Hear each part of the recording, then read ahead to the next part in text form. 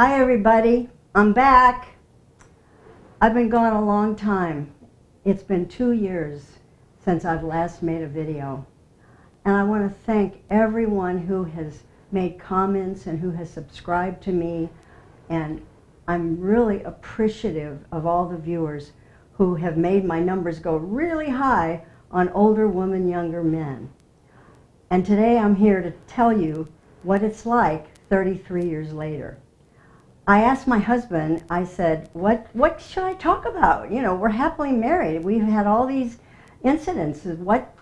And he said, well, what did you leave off? By the way, he's never seen the video. And I asked him, did you see the video? He said, no, I haven't. Because he said, I've lived it.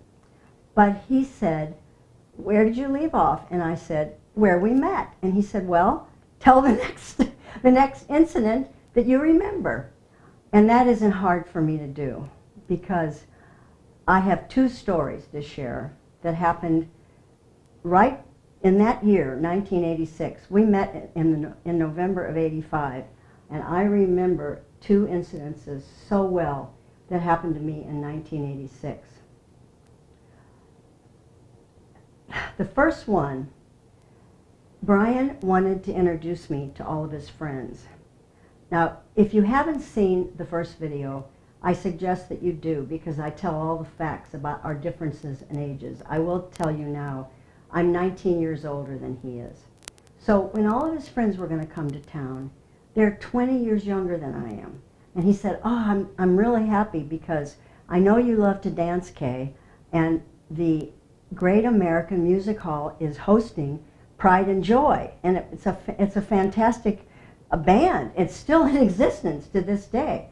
And I did love to dance. Unfortunately, I don't dance as much anymore, but it was fun and I was very excited. But I was worried because I thought, these are all young women and men and guys, you know, they're going to be judgmental.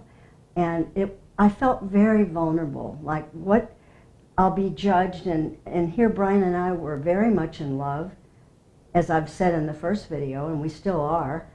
But he wanted me to meet his friends. He was proud of me. So I hesitated, and then he kind of demanded that we do this. So they all came to town, and we met them at the Great American Music Hall. And it was fabulous. The music was blaring, you know, when we came in there, and I hadn't danced in a long time. And since he really isn't a dancer, I was able to dance with all of his friends, which made it kind of broke the ice. It was great.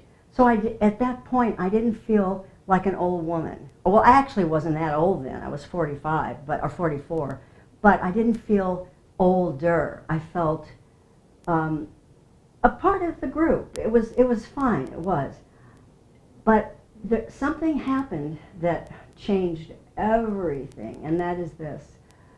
I didn't drink because, as I've told you in the previous video, I came from an alcoholic home, drugs and alcohol, and I was married to an alcoholic for 12 years, and it was extremely difficult, challenging, and I was a severe codependent woman, and it took me years, 7 years of therapy to get well. So I didn't drink at all, and I knew that there's going to be tons of beer. I think it's pretty much beer, at least in those days. But I was having so much fun, I didn't care. Then I walked back to the table. After being there maybe about a few hours, I walked back to the table, and there were glasses right in front of him. And Brian was buzzed, and he had told me before we left. I had told him about my codependency and how hard it was for me. And he said, I don't drink. That's what he told me. Well, when I got to the table, he was pretty buzzed. And then I counted, imagine, I was so anal at that time in my life. I counted 13 drinks in front of him. And I thought, I panicked. The fear just rose up inside of me like, oh man, because I did not want to be married or even be going with a person who's alcoholic. And he said he didn't drink, and he was already getting buzzed. And something happened. I flipped out. I took my purse, I left. I remember I ran down the hall. It was empty. And there was a real long hall somewhere going outside. And I ran down, and one thought went through my mind, and that was, you're going to embarrass him. Why are you doing this? I couldn't help it. It was just like I couldn't be with somebody again after all those years of growing up. You know, I was 44 by that time. Years of living with alcoholics and going through therapy myself. So I got a cab, and we didn't have cell phones then. I don't even know how I got the cab. I don't remember any of it. But I went home to where he had moved in with me. I forgot to tell you that. He had moved in after 10 weeks of us. He was my neighbor, and as I told you in the first video, he moved across the street. We were living together by this time. And when I got home, I threw up all night. I was sick as a dog. I mean, it was really bad. And I don't remember the thoughts I had, but it was fear. It was such fear that here I'd finally met someone that I loved. And he was such a good man. He was so sweet and kind and fun and all of it except the drinking. And so I couldn't handle it. And so I went crazy. And I don't remember where he slept that night. I did hear him come home. I don't remember that part. But the next morning, he said to me, let's go in the kitchen. I want to talk to you. And he said to me, why did you do that? And then again, I was very ashamed because I probably embarrassed him. I mean, who wouldn't be embarrassed when they were coming to meet me? Well, that was one of the reasons. And then I left him, and nobody even knew, and he didn't know. He said, I was worried about you. Why did you take off? And I just looked at him, and he said, Kay, if I didn't know better, I would think you're an alcoholic because you threw up all night. You've been sick. I said, I know, I can't help it. It's emotional. It's part of my life. I just can't help it. And I said, Brian, I think maybe you should move out. And he was shocked and very disappointed. And of course I was hurt. I didn't want to do that, but I felt like I had to.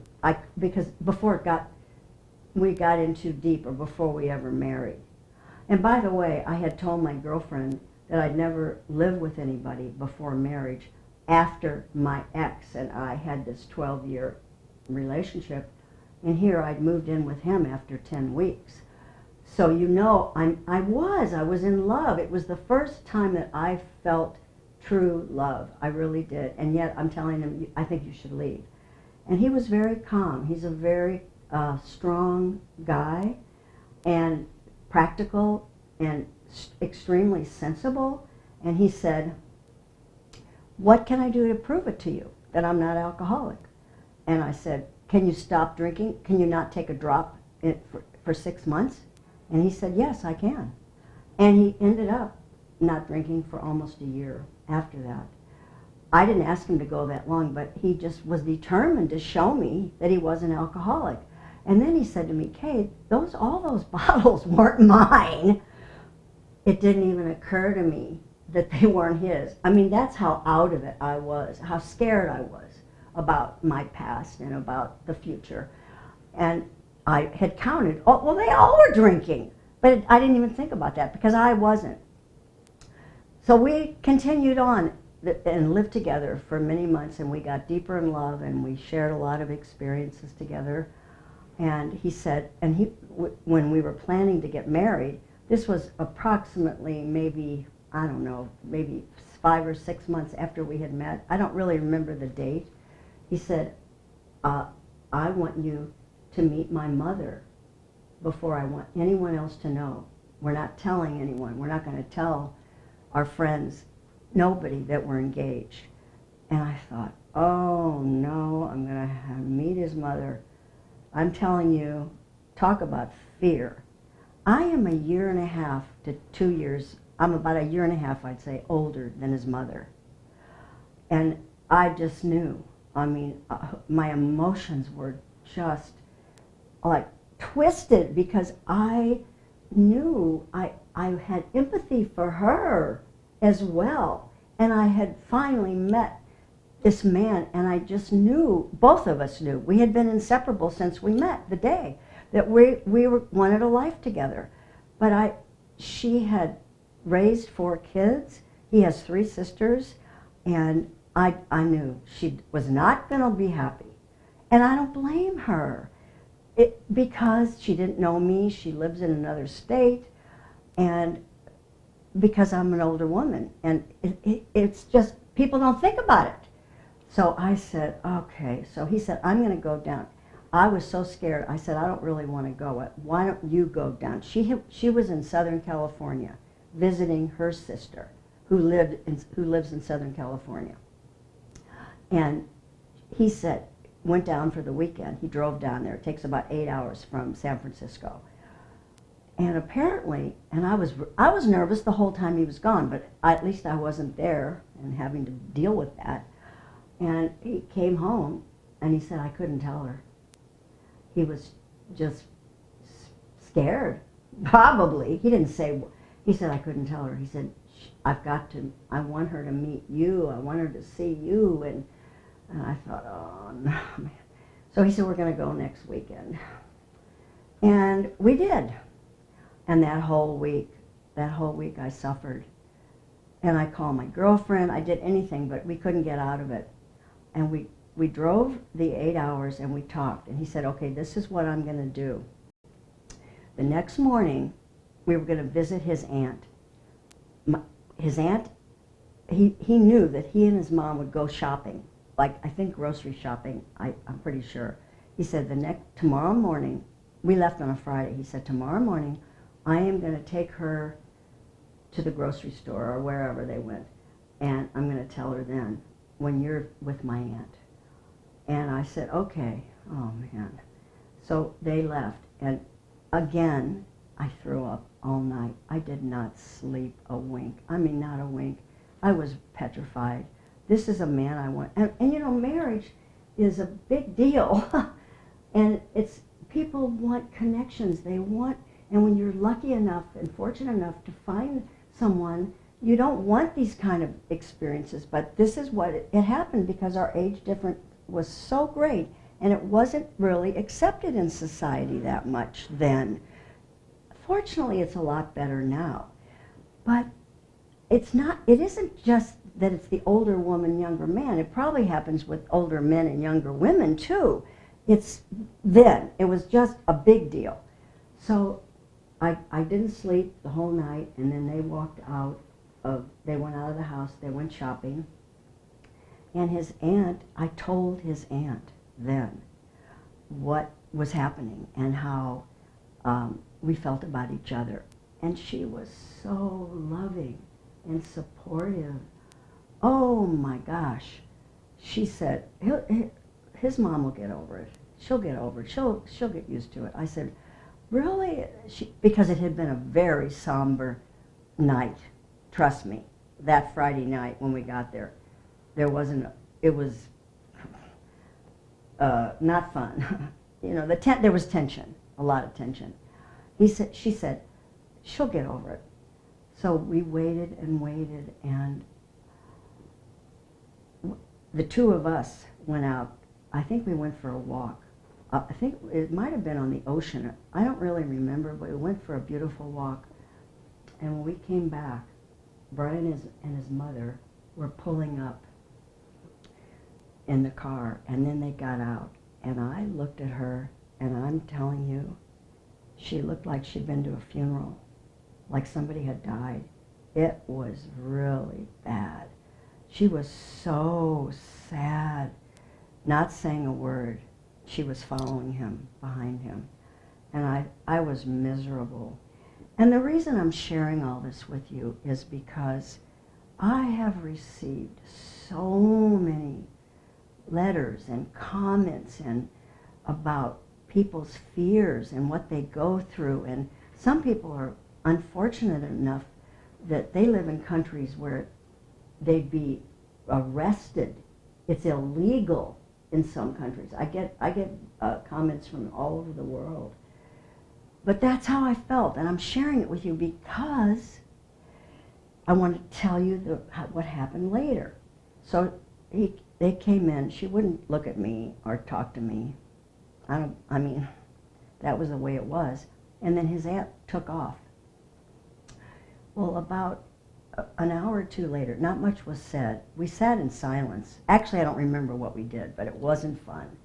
And his aunt came back in a couple of hours, and she brought me a gift, and I want to show you what it is. She brought me this little angel, and just this morning I picked it up, and it's so old, it's coming loose, but she gave me this angel, and it looks like a bride, and she said, you know, wished us well, and it was so moving to me that I've kept it all these years on my dresser. And I asked his aunt about maybe a few years ago, maybe 10 years ago or so, I said, do you remember how much that meant to me? She didn't remember it at all. That's what shows you that will show you what happens when time passes. And it has been a long time. But for me, this was something really great. And I'm hoping that all of you will have patience. And if you really do want a relationship, keep in mind something. We all bring a ton of baggage to our relationships. We really do, all of us. It's a rare person that has had a cushy life or balanced and all that. Most of us are a little unbalanced sometimes. So be patient with each other. And this isn't only for older women, younger men. It's pretty true in all relationships. It just so happened that we were meant to be together, and we've made it work. We adopted a child. I told you that. She's now 24. And it's been a great, great life. And I want all of you to have that. I truly do. So before I go, I want to show you something. This card, I made a series of affirmation and paintings. These are my original paintings. This is just one of them. It's called Art and Soul. It's about transformation. And I made this painting, this one, I painted for Brian's mother about maybe 10 years ago or so. I don't remember when, especially for her, because we love each other. I love his family. They love me. It has been a beautiful existence. I didn't have my family all died young. I had no one. So now I have them, and they're wonderful. They are my family. And this is the card, this is the painting that I did for her, and this card is called Gratitude. And some people use it like they take all the different cards that I've made and they haul one out, they'll pull it out and use it for the day. Well, I'm using this one for the day because I'd like you to see or hear what the information is, and I'll read it to you as well.